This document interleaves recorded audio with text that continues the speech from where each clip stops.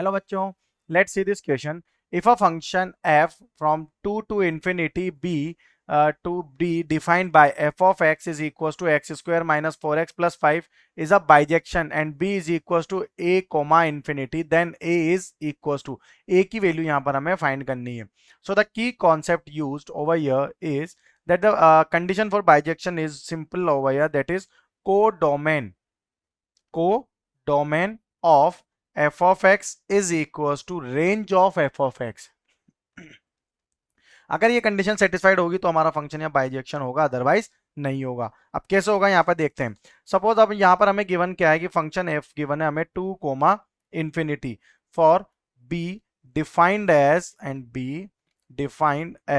f of x is equals to x square minus 4x plus 5, जहां x की value 2 3 and so on है. तो f of x यहाँ पर bijection होगा.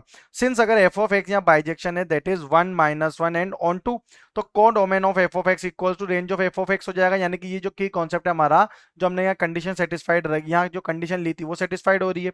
तो यहां से अगर मैं बात करता हूँ range of f of x के लिए, ओके तो अगर मैंने लिया यहाँ पे suppose range of f of x, तो range of f of x यानी कि b.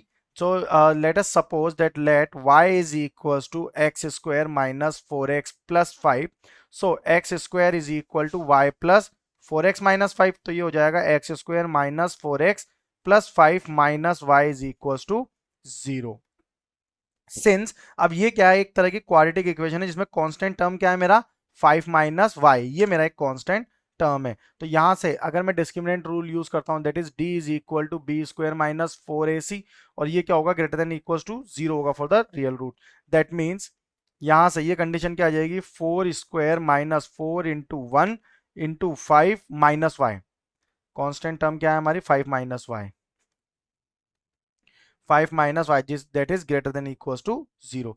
तो ये क्या हो जाएगा, यहां से इसको सिंप्लीफाई कर लेते हैं. दैट इज 16 माइनस ये तो हो गया यहाँ पे 4 यानी कि 20 plus 4y greater than equals to 0. So y की वैल्यू क्या हो जाएगी greater than equals to 1. So we can say that y belongs to 1 comma infinity. Now अब अकॉर्डिंग टू क्वेश्चन अगर मैं इसे कंपेयर करता हूं तो कंपेयर करने पे यहाँ पे मुझे क्या दिख रहा था कि जो b के लिए वैल्यू थी, सो b इक्वल्स टू हमें क्या दे रखा है यहाँ पर a comma infinity. So by comparing both the terms, इन दोनों को कंपेयर करेंगे तो a की वैल्यू क्या आ रही है 1. So we can say that the final answer for this question is a equals to 1. I hope you understood it well. Best of luck. Thank you.